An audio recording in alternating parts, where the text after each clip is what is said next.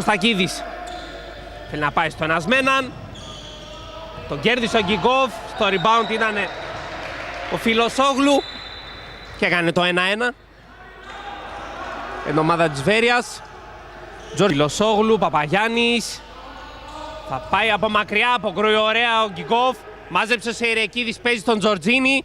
Τζορτζίνης θέλει να ξεφύγει, ξέφυγε πολύ ωραία από τον Μούγιτς, αλλά στόχισε από κοντά. Κωστακίδης ψάχνει τις επιλογές του, παίζει τον Μούγιτς, ξέφυγε από τον Μέντουριτς. Αστόχισε όμως στο τέτα-τέτ με τον Γκιγκόφ. Ο Κριούτσκοφ πρόλαβε και επέστρεψε, τώρα με παίχτη παραπάνω ο ΠΑΟΚ. Μούγιτς, Τριανταφυλλίδης, εκτελεί από μακριά στο μπλοκ του Τσαναξίδη.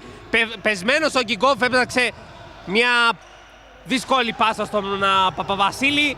Και ο Κωστακίδης τώρα βγάζει τον Κουκουτσίδη απέναντι από τον Γκιγκόφ για να τον κερδίσει. Τον κέρδισε ο Σκοπιάνος τερματοφύλακας του ΠΑΟΚ και θα το ξανακάνει. 0-2 για το Παντελή Κωστακίδη, ο οποίος τα βάζει και με τον εαυτό του. Γκιγκόφ, ο οποίος μέχρι στιγμής φαίνεται να είναι λίρα 100 όσον αφορά τα πέναλτι. Στο Γιάνοβιτς, Εψακίδης στην τρίτη απόπειρα να κερδίσει τον Κριούτσκοφ και αυτή είναι άστοχη.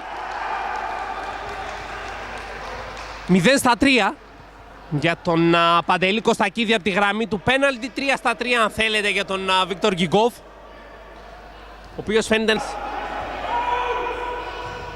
Πλάγιασε την μπάλα, θα βρει το σούτ ο Κουκουτσίδης, απόκρουσε ο Γκιγκόφ και έχουν 4 δευτερόλεπτα και γκολ για τον ΠΑΟΚ με τον Τζορτζίνη και αυτό είναι και το τελικό σκορ του πρώτου ημιχρόνου. ΠΑΟΚ Φίλιππος Βέρειας 13-10.